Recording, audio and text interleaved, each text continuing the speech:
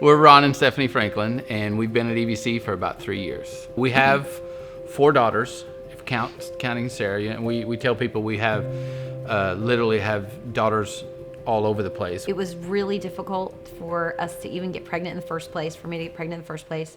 We found out we were pregnant with twins, which kind of blew our minds a little bit. When our girls were born, they were born 7.5 weeks early, and Sarah was diagnosed with a heart defect called tetralogy of Fallot.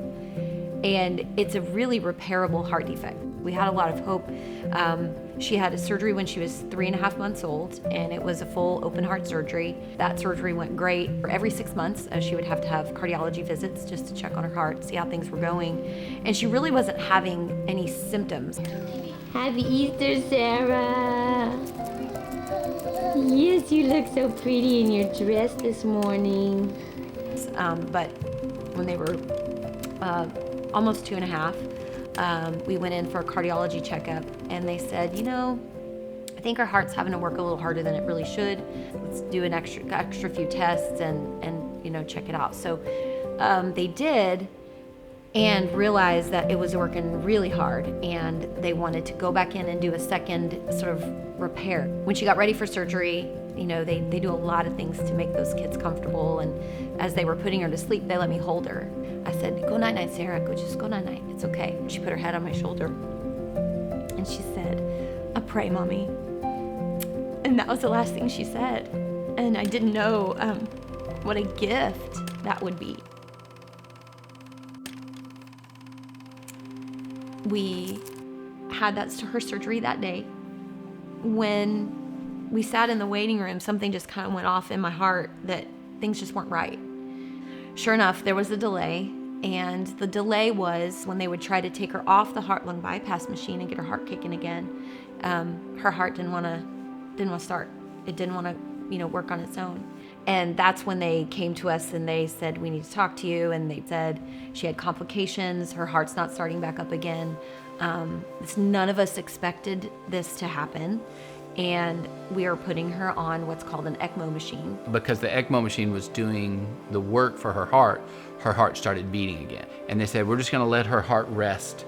We feel like it's a lot of trauma for such a tiny heart, and we're just gonna let her heart rest. After a few days of being on the ECMO machine, Ron and I were just wiped out, and so my dad was the night owl, and he said, listen, y'all go to bed, go sleep, and I'll stay with her, and if anything goes on, we'll come and get you.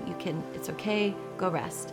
I just remember I was brushing my teeth, and the phone rang, and I just dropped my toothbrush and ran, and we went back up to the room where she was, and things had changed, and she started bleeding in some places, and then the heart had stopped beating. Even though it wasn't hooked up to the ECMO, her heart was not beating on its own.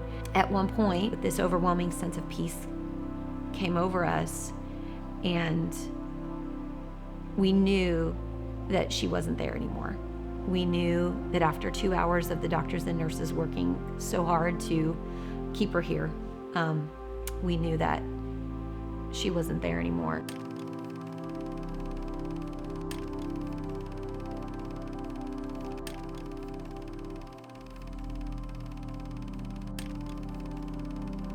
I said to her, Sarah, I know you see that light, and that is Jesus. I said, you listen to him. I said, you listen to him and do what he says. And I felt like it was just in that moment that God gave me everything I needed to trust him as much as I wanted her to stay.